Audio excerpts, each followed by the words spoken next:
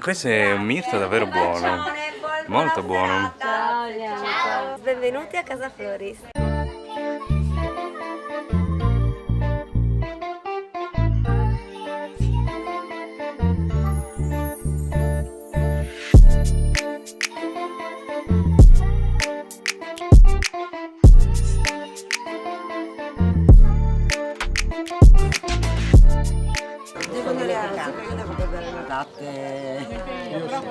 Buonissimo, dopo il mirto, un po' di formaggio, fantastico.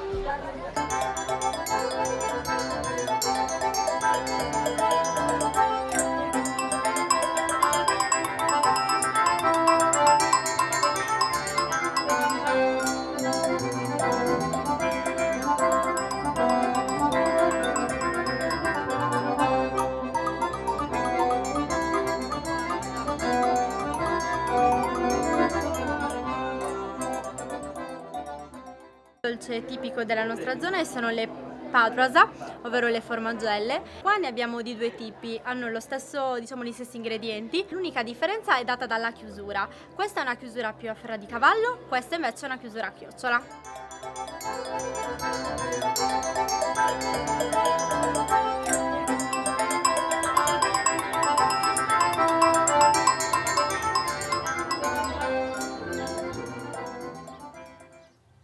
Questo è un bellissimo paese, molto accogliente, ci hanno offerto di tutto, sugagliareddu, calareddu, non so, il formaggio dolce, buono. Abbiamo bevuto un po' di mirto, bellissimo, venite a trovarli anche gli altri giorni quando non ci sono questi eventi, bisogna venire in questi paesi perché è una bellissima esperienza.